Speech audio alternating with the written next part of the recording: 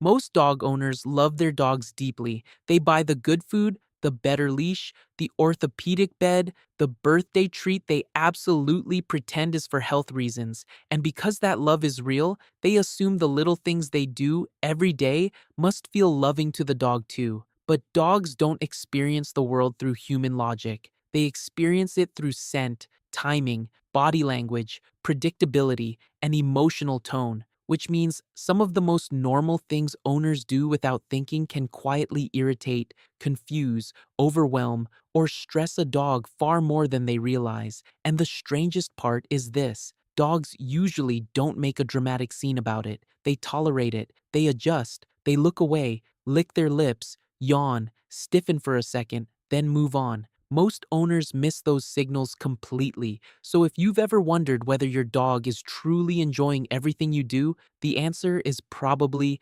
no. Here are 7 things dogs secretly hate that owners keep doing, even the good ones. The first is invading their space at the exact wrong moment. Humans are obsessed with closeness. We lean in, hug, grab faces, kiss foreheads, rub ears, and press ourselves into the dog because to us, that feels affectionate. But dogs are not human-shaped emotionally. Many of them enjoy contact, but only when it happens in a way that feels predictable and respectful. A dog, resting in their bed, chewing calmly, or simply existing in peace, may not want your face suddenly 6 inches from theirs. They may tolerate it because they trust you. That is not the same as liking it. In dog language, direct pressure, looming, and cornering can feel socially intense. This is why some dogs do that tiny head turn, lip lick, or whale eye when someone smothers them with love. They are not being cold. They are asking for softer boundaries. Real affection to a dog often looks less like squeezing and more like calm presence,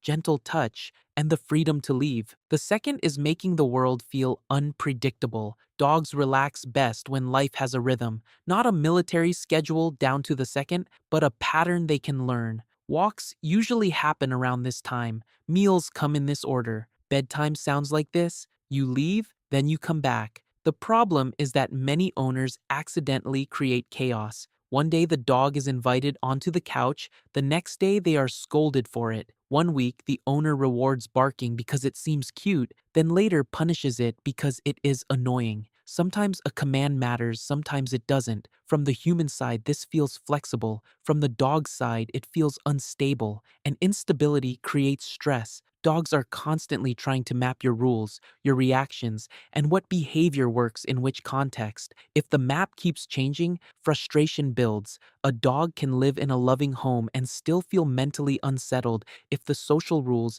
make no sense. The third is punishing communication. This one happens all the time. A dog growls when uncomfortable, barks when overwhelmed, turns away when touched too much, or refuses an interaction that feels scary. And instead of reading that as information, the owner gets offended. They say no, they scold, they force the dog through it anyway, or they punish the warning signal itself. But a warning is not disrespect, it is communication. Dogs that learn their early signals are ignored or punished do not become more comfortable. They often become quieter and more dangerous because now they skip the small warning signs and go straight to stronger reactions when pressure builds too high. When your dog says, "I don't like this," and you shut that down, what they learn is not trust. What they learn is that honesty is unsafe. One of the things dogs secretly hate most is being pushed past discomfort by people who claim to love them. The fourth is constant noise and emotional spillover. Dogs hear more than we do, notice more than we do, and absorb more of our emotional atmosphere than most owners realize. A loud house, shouting across rooms, slamming doors, televisions blasting, sudden laughter right over their head, chaotic children, frantic movement, even your own stress leaking into your voice, all of that shapes the dog's nervous system. Some dogs are resilient, others are far more sensitive, but almost no dog truly enjoys living inside nonstop intensity. Owners often think the dog is fine because they are still eating, still walking, still wagging, but many dogs show stress in smaller ways: panting indoors, restless pacing, excessive licking, poor sleep, hypervigilance, inability to settle. Dogs do not just react to what you do directly to them, they react to the climate you create around them, and many secretly hate being expected to stay calm in environments that never are. The fifth is rushing every walk like it is a task to complete. To a human, a walk is exercise, a routine, a box to check. To a dog, a walk is information. It is scent, territory, novelty, decompression, and mental stimulation. Yet owners constantly drag dogs through walks at human speed, correcting every pause, pulling them away from smells, staring at their phone, and treating the whole experience like a commute. Imagine taking a human child to a museum and yanking them past every exhibit because you want to finish in 12 minutes. That is what many walks feel like to dogs. Of course, structure matters. A dog should not drag you down the street like a hostage. But the opposite problem is just as common. Owners become so focused on obedience and pace that the dog gets almost none of the psychological value of the outing. Many dogs secretly hate the modern rushed walk, not because they dislike the outside world, but because they are never allowed to actually experience it.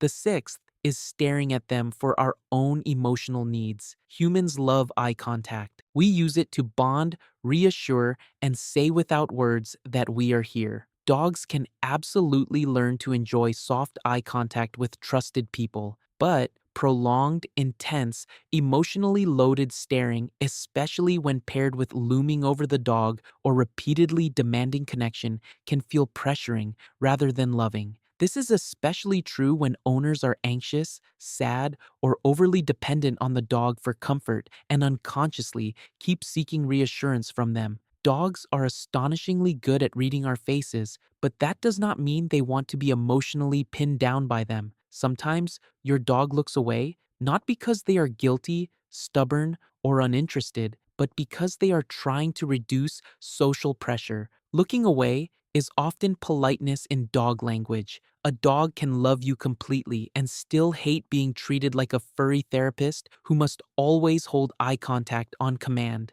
The seventh is ignoring their need for true downtime. Modern dogs live incredibly saturated lives. Training sessions, visitors, grooming appointments, daycare, dog parks, new toys, enrichment games, errands, photos, cuddles, commands, noises, car rides, children, guests. Owners often assume that the more stimulation a dog gets, the happier the dog will be. But many dogs are not understimulated. They are overhandled, overobserved, and never fully off duty. Rest is not just the absence of movement, it is the absence of demand. It means being allowed to sleep without interruption, to lie in another room without being followed, to not perform friendliness for every guest, to not be touched every time they look cute. One of the things dogs secretly hate is having no protected emotional space. Some dogs solve this by withdrawing, others become irritable, hyper, or clingy. But the root problem is the same. They are tired in a way owners often don't recognize,